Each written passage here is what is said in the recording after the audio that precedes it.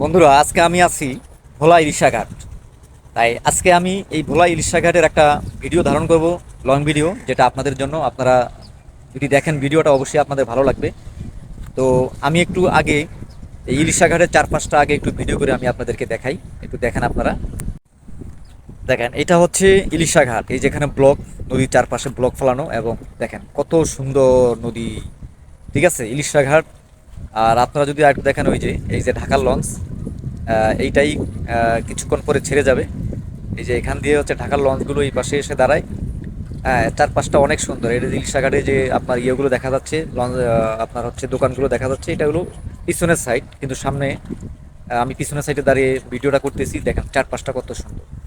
ঠিক আছে, এটা হচ্ছে ইলিশা ঘাট। আর আরেকটা হচ্ছে, যদি দেখেন ওই যে আরেকটা লঞ্চ দাঁড়িয়ে রয়েছে, ওই যদি দেখেন, এই লঞ্চটা হচ্ছে লক্ষ্মীপুরের লঞ্চ। এটা যাবে হচ্ছে ইলিশা ঘাট টু লক্ষ্মীপুর। এটা লক্ষ্মীপুরে যাবে। ঠিক আছে। আমি আপনাদেরকে একটু ভিডিওটা দেখালাম, 4-5টা। আশা করি নিশ্চয়ই আপনাদের কাছে ভিডিওটা ভালো লাগবে। যদি অবশ্যই ভিডিওটা ভালো লাগে, লাইক দিবেন, কমেন্টস করবেন, আর শেয়ার করবেন, যেটা বলা লাগে না আপনাদেরকে।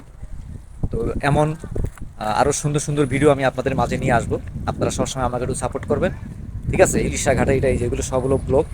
আর এখন নদীতে পানি একটু কম আছে বিধায় আপনার হচ্ছে একটু পানিগুলো নিচে আছে। আর যখন জোয়ার আসে তখন কিন্তু এই যে ব্লক আছে না, এই ব্লকের উপরে পর্যন্ত পানি চলে আসে। ঠিক আছে, ব্লকের উপরে পর্যন্ত পানি চলে আসে। এই ব্লকগুলো দেওয়ার কারণ হচ্ছে, এটা আপনারা জানেন, যে নদীর ঢেউয়ের, পানির ঢেউয়ের কারণে যাতে এই মাটিগুলো মানে ইয়াতে পানির সাথে চলে না যায়, বা এই যে এখানে যে রাস্তা আছে, এই যে দেখা যাচ্ছে এই রাস্তাটা, এই রাস্তাটা যাতে ভেঙে না যায়, এবং পানির স্রোতে মাটি যাতে না নিয়ে যেতে পারে, এই জন্য এই ব্লকগুলো বানালো। এটা আপনারা অবশ্যই ভালো জানেন। তো এটাই হচ্ছে মেঘনা নদী। এই নদীটার নাম হচ্ছে মেঘনা নদী।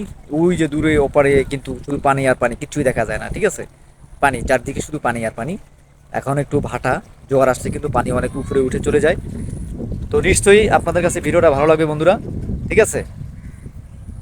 আসলে আমাদের ভোলা প্রাকৃতিক সৌন্দর্য আসলেই অনেক সুন্দর, অনেক ভালো।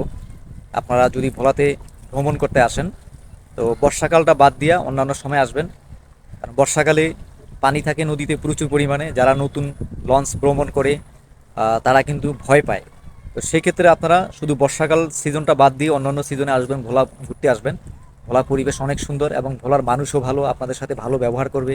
তারা অতিথি আপ্যায়ন। ঠিক আছে, সহজেই মানুষের সাথে মিশে যায়, এবং মানুষের খুব আপন হয়ে যায়। ঠিক আছে, এইটা হচ্ছে ভোলার মানুষের একটা ভালো একটা দিক, গুণ। সহজ সরল মানুষও আছে, আবার ভালো মন্দ মানুষও আছে। ঠিক আছে, সব জায়গায় আছে। বিশ্বের বলেন, সব জায়গায় কিন্তু ভালো মন্দ মানুষ থাকে। তো আশা করি ভোলা ভ্রমণে আপনাদের ভালো লাগবে, এবং ভোলার আমন্ত্রণ জানাচ্ছি আমি। আপনারা অবশ্যই ভোলা ভ্রমণে আসবেন।